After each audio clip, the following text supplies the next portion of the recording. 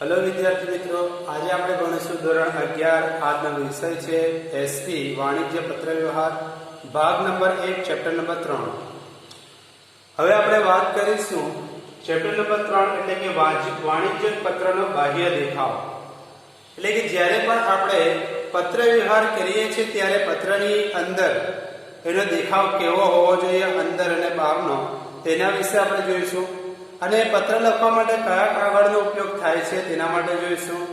અને ત્યાર પછી કયા રંગનો કાગળ હોય તેની ગુણવત્તા કેવી હોય તેના વિશે આપણે જોવાનું છે। यानी बच्चों यहाँ पर हम लोग को देखना है कि जब भी हम कोई खत लिखते हैं तो खत के बाह्य देखाव यानी कि बाहरी इलाका यानी कि बाहर का हिस्सा कैसा होना चाहिए और वो खत किस तरह का होना चाहिए, उसका माप कितना होना चाहिए, उसका रंग कितना होना चाहिए और उसकी खुसूसियात क्या है, वो किस तरह का कागज होना चाहिए, उसके बारे में हम लोग देखेंगे। तो एक सवाल यहाँ पर लिखा हुआ है, वाणिज्य पत्रना कागळनी पसंदगी कई त्रण बाबतोने ध्याનમાં રાખીને કરવામાં આવે છે। यानी कि जब भी हम खत लिखते हैं तो उस खत के अंदर जो भी कागज हम पसंद करेंगे उसको कई तीन चीजों के जरिए से, यानी कौन सी तीन चीजों को ध्यान में रखना है जिसकी वजह से हम खत को दूसरे तक पहुंचाने में हमें आसानी रहेगी और वो खत लंबे समय तक बाकी रहेगा। तो उसके कुछ प्रकार यहाँ पर दिए हुए हैं। कागज का कद कैसा होना चाहिए उसके बारे में हम पढ़ेंगे, कागज का रंग कैसा होना चाहिए उसके बारे में पढ़ेंगे और कागज की गुणवत्ता कौन सी क्वालिटी का वो कागज है उसके बारे में हम लोग पढ़ेंगे। એટલે કે અહીં સવાલ આપવામાં આવ્યો છે, વાણિજ્ય પત્રના કાગળની પસંદગી કઈ ત્રણ બાબતોને ધ્યાનમાં રાખીને કરવામાં આવે છે। એટલે કે જ્યારે પણ પત્ર વ્યવહાર કરવામાં આવે ત્યારે પત્ર વ્યવહારની અંદર જે પણ કાગળનો ઉપયોગ કરવામાં આવે છે ત્યારે કઈ ત્રણ બાબતો ધ્યાનમાં રાખવી જોઈએ। તો અહીં કાગળના માપ વિશે, કાગળના રંગ વિશે અને કાગળની ગુણવત્તા વિશે આપણે જાણવાનું છે। હવે આપણે જોઈએ સૌથી પહેલા કે વાણિજ્યક પત્રના બાહ્ય સ્વરૂપે આકર્ષક બનાવવા માટે મુખ્યત્વે 6 બાબતોનો કાગળની પસંદગી ઉપર ધ્યાન દોરવામાં આવે છે, પરંતુ આપણે 3 બાબતોને ધ્યાનમાં રાખીને આપણે જોઈએ। સૌથી પહેલા કાગળનું કદ, यानी कि यहाँ पर हकीकत में 3 की जगह 6 है, लेकिन हम 3 चीजों को ज्यादा ध्यान में रखेंगे। तो सबसे पहले दिया है यहाँ पर कागज का कद, कद यानी माप, किस तरीके का माप उसका होना चाहिए, कौन सा पेज होना चाहिए। तो वाणिज्यक पत्र લખવા માટે વપરાતા કાગળનું કદ પ્રમાણસર હોવું જોઈએ, यानी कि जिसका खत लिखने के लिए हम जिस कागज का इस्तेमाल करेंगे उसका जो माप है प्रमाणसर यानी कुछ हद तक का, यानी जैसे A4 पेज आता है प्रिंट करने के लिए, जेरोक्स करने के लिए, उस तरीके से उसकी साइज होनी चाहिए। वो तो मैं आगे भी इसे बता रहा हूँ। उसके बाद आजकल सामान्य रीते ए साइज ना जुदा जुदा मापना कागळ आंतरराष्ट्रीय स्तर वपराय छे।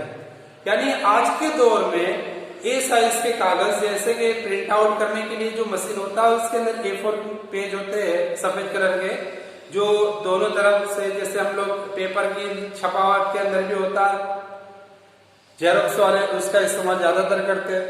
उसमें छोटे बड़े कागज में भी आता है, उसकी साइज के मुताबिक होता है। तो वाणिज्यिक विषय पत्र व्यवहार के अंदर कॉम्प्यूटर के जरिए से, એટલે કે આપણે સૌથી પહેલા કોમ્પ્યુટરની પ્રિન્ટિંગ તથા પત્ર માટે મોટે ભાગે A4 સાઇઝના કાગળનો ઉપયોગ કરવામાં આવે છે। यानी कि ज्यादातर कंप्यूटर प्रिंटिंग जब होती है तो उसके अंदर A4 साइज का पेज का इस्तेमाल ज्यादातर किया जाता है, जिसकी साइज तकरीबन જેમનું કાગળનું માપ 8.3 ગુણ્યા 11.7 નું હોય છે। यानी उसका जो माप है, कागज का जो माप हम लोगों को बताया है वो 8.3 ज़रब 11.7 है। उसके बाद बताया यहाँ पर A4 साइज ना मापना कागળ प्रमाणसर कदने गुणवत्ताમાં એટલે કે ગણવામાં આવે છે। इसका एक पहले से अंतरराष्ट्रीय स्तर पर यानी देश के अंदर भी इसको वैल्यू मान्यता दे दी गई, जिसकी वजह से उसकी वही साइज रखकर आज के दौर में खत लिखने के अंदर, कागज लिखने के अंदर उसका इस्तेमाल किया जाता है। એટલે કે અહીં પણ હવે ભારતની અંદર પણ એની વેલ્યુ વધી ગઈ છે, એનું પ્રમાણ વધી ગયું છે, એટલા માટે એમના કદની અંદર પણ હવે A4 સાઇઝના કાગળનો ઉપયોગ કરવામાં આવે છે। પ્રમાણસર માપ ધરાવતા આ કાગળના લખાણ વ્યવસ્થિત રીતે લખી શકાય છે। यानी जब इस तरीके के कागज होते हैं तो इसके अंदर जो भी हम लिखना चाहते हैं उसको आसानी से और प्रमाणसर यानी जितना ज्यादा लिखना चाहो उतना ज्यादा हम लिख भी सकते हैं, क्योंकि पेज बड़े होते हैं थोड़े। અતિશય મોટા કે નાના કદ ધરાવતા કાગળ પસંદ કરવામાં આવતા નથી। यानी जब भी कोई खत लिखने में आता है तब छोटे बड़े कागज का इस्तेमाल किया जाता नहीं, बल्कि एक ही साइज के कागज का इस्तेमाल किया जाता है। लेकिन અહીં પણ એ જ કહેવામાં આવે છે કે નાના મોટા કાગળનો વપરાશ થતો નથી, પરંતુ એક સાઇઝના કાગળનો વપરાશ થવામાં આવે છે। હવે પછી આપણે જોઈએ કાગળનો રંગ। आप देखेंगे हम कागज का रंग कैसा होना चाहिए। तो અહીં वाणिज्यिक पत्र व्यवहार माटेना कागळो रंग सामान्य रीते सफेद होय छे, यानी ज्यादातर हिस्से में इसका रंग जो होता है वो सफेद होता है।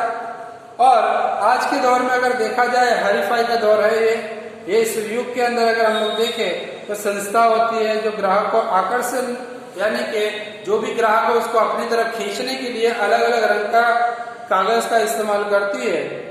जैसे कि ओछा कलर यानी कि हल्का वादળી कलर होता है स्काई ब्लू, उसी तरीके से हल्का पीला होता है येलो रंग का, उसी तरीके से हल्का गुलाबी रंग का होता है। यानी હવે ગ્રાહકોને સંસ્થાવાળા લોકો ગ્રાહકોને પોતાની તરફ આકર્ષવા માટે વાદળી, આછો ગુલાબી કે આછો પીળા રંગના કાગળનો વપરાશ પત્ર લેખનની અંદર કરે છે। આ ઉપરાંત પત્ર લેખનના કાગળનો રંગ પરબીડિયાના રંગ સાથે સુસંગત હોવો જોઈએ। સુસંગત એટલે કે જોડાયેલો હોવો જોઈએ, જેથી પત્રનો દેખાવ સુંદર લાગે। यानी यहाँ पर कहा गया कि जो भी खत यानी कि खत लिखने के लिए हम जिस परबड़िया यानी कि जिस कवर, परबड़िया मतलब कवर, कि जिस कवर के अंदर हम पेज रखने वाले यानी वो कवर जो होगा वो कवर भी ऐसा होना चाहिए कि उस कागज के साथ में मैच होता हो, मिलता जुलता हो, जिसकी वजह से उसकी सुंदरता बढ़ जाती है। जैसे एग्जाम्पल ले लो कि हम शादी हमारे घर के अंदर होती है तो शादी के अंदर हम लोग जो कंकोत्री होती है, जो निकाहनामा हम लोग बनवाते हैं, तो उसके अंदर भी उसका कवर और उसके अंदर जो कंकोत्री होती है वो कैसी होती है निकाह का, तो दोनों ऐसी होती है कि आपस में एक दूसरे से अच्छी लगती जुड़ती है और दोनों का वैल्यू, दोनों की पहचान एक अलग बनती है।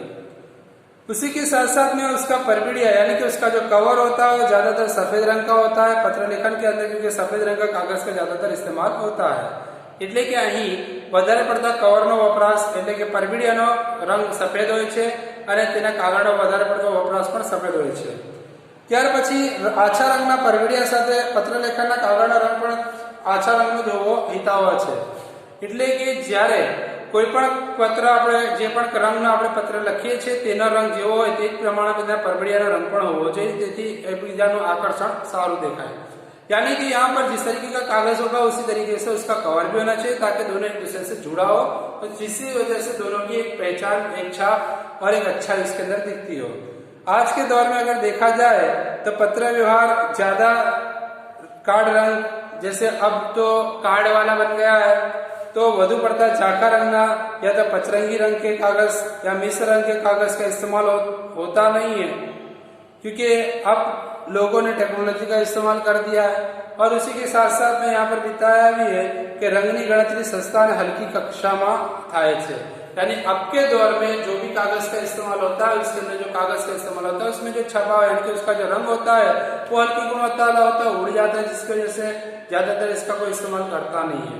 એટલે કે રંગ ઉડી જાય, વધારે પડતા તડકાની અંદર રહેવાથી તેની માટે હવે તે લોકો આવા કાર્ડનો કે વપરાશ વધુ કરતા નથી।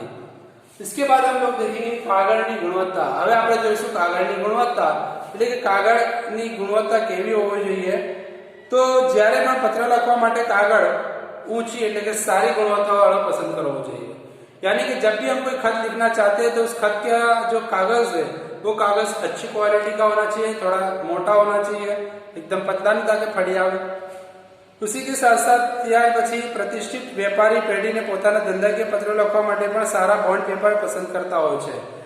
આદિ કે જબ भी જ્યારે પણ આપણે જોઈએ કે જ્યારે કોઈ કંપની બીજા વેપારીને પત્ર લખે છે ત્યારે પણ તે સારા કાગળનો વપરાશ કરે છે, જેથી ત્યાં સુધી પહોંચવા માટે તૈયાર રહે, कोई नुकसान पहुंचे नहीं, लेकिन फाटे नहीं। आ वस्तु देने पर ध्यान रखवामां आवे छे। यानी कि जिस कागज को हमने पसंद किया है वो कागज इस तरीके का होता है कि वो कागज ज्यादातर टिका रहे, फटे नहीं। और ऊंची गुणवत्ता वाळो कागज पसंद करवाथी पत्रमा शाहीना धब्बा के शाहीना फैलावो थतो नथी। यानी जब किसी कागज का इस्तेमाल करते हैं तो इस तरीके का कागज हम लोग ले जाके उसके अंदर कोई भी शाही फैले नहीं, जिसकी वजह से कागज खराब ना हो और वो कागज टिका रहे और वो कागज के अंदर जो भी लिखावट है साफ साफ सामने वाले को समझ में आ जाए। એટલે કે જ્યારે આપણે કોઈ કાગળનો વપરાશ કરીએ છીએ ત્યારે તે કાગળ એવો લેવો જોઈએ કે જેની ઉપર શાઈ ફેલાતી ના હોય અને તે કાગળનો બગાડ ન થતો હોય એવા કાગળનો ઉપયોગ કરવો જોઈએ। ત્યાર પછી વાણિજ્યક પત્રના કાળા પાડી ફાઇલમાં કરવાનો હોવાથી સારી ગુણવત્તા કાગળનો ઉપયોગ કરવો જોઈએ। એટલે કે જ્યારે પણ આપણે આવા કોઈ કાગળનો વપરાશ થાય તો સારી ગુણવત્તા કાગળને શું કે આપણે સ્ટેમ્પ કરીને તેને ફાઇલની અંદર પણ આપણે પોતાની પાસે રાખી શકીએ અને તે લાંબા સમય સુધી આપણી પાસે બાકી રહે।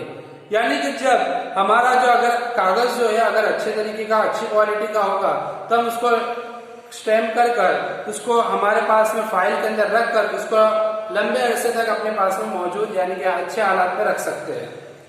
वाणिज्यिक पत्र લખવા માટે લેઝર પેપર, ग्लोसी पेपर के रफ पेपर નો ઉપયોગ કરવો જોઈએ નહીં।